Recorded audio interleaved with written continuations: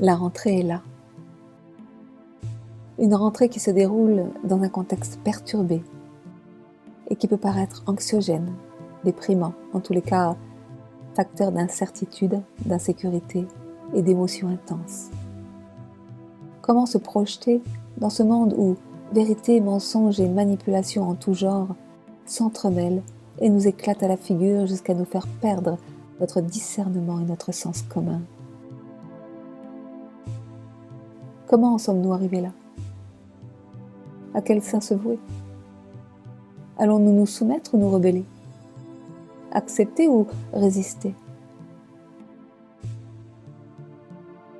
Pour ma part, je ne ferai ni l'un ni l'autre, car la soumission ou la rébellion sont les deux facettes d'un mode réactionnel fondé sur la peur qui appartient à un monde obsolète que je ne veux plus nourrir.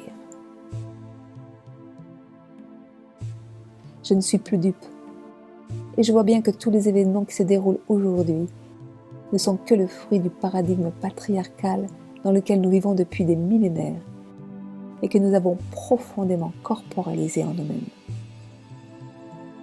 Ainsi, à travers nos modèles éducatifs, avons-nous appris à nous couper de nous-mêmes, à nous mentir, à nous trahir, à nous abuser, à nous manipuler et à faire de même avec les personnes que nous aimons le plus au monde. Par peur de ne pas être aimés, nous avons accepté l'inacceptable et nous sommes devenus notre propre dictateur, fabriquant ainsi, par effet miroir, un monde à notre image. Mais ce monde est en train de s'effondrer, et ce faisant, nous sommes invités à mettre en lumière nos propres modes de fonctionnement et à regarder en face ce que, par méconnaissance, nous appelons nos monstres.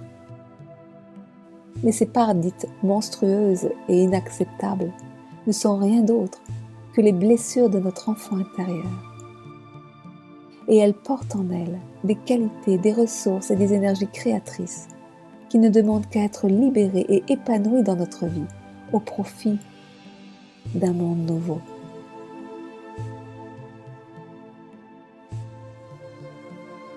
La vie nous aime et elle nous veut vivants et aimants à son image. Puissante et fécondante, elle nous mène inexorablement dans son cycle infini d'évolution. Ainsi, avec l'ère du Verseau, nous sommes entrés dans l'ère des secrets dévoilés. Des plus lumineux aux plus sombres, la vérité se révèle partout, en nous-mêmes, dans nos familles, au sein de notre culture, dans le monde social, politique, économique, scientifique, religieux. La connaissance, autrefois détenue par les sages et les initiés, est aujourd'hui divulguée et rendue accessible au plus grand nombre. De même, les mensonges, les manipulations et violences en tout genre se dévoilent et peuvent nous plonger, si nous n'avons pas mis en lumière nos parts d'ombre dans des états de chaos émotionnel profond. Ce que cette situation de crise mondiale illustre très bien. Miroir, ô mon beau miroir, quelle est donc cette part de moi qui m'oblige à porter un masque, m'empêche de respirer, confine mon être à l'intérieur, m'angoisse, me terrorise, me déprime ou me révolte, sabote mes projets, m'empêche de me relier aux autres et d'être libre.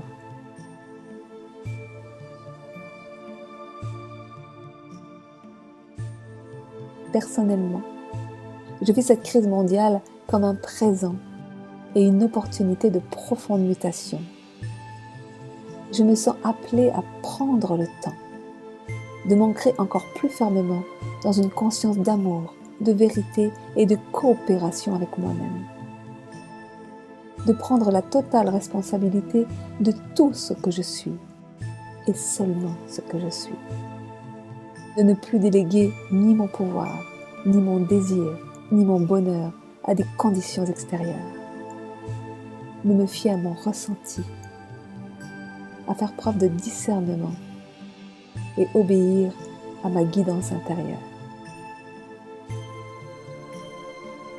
Il n'y a ni à se soumettre, ni à se rebeller face aux événements en cours, seulement à accompagner le flux de la vie dans ce qu'elle nous fait éprouver et nous montre de nous-mêmes, afin de guérir ce qui a besoin de guérir et libérer ce qui a besoin d'être libéré. C'est dans cette coopération intime avec la vie que nous pourrons advenir dans la meilleure version de nous-mêmes et refonder alors le monde qui nous ressemble.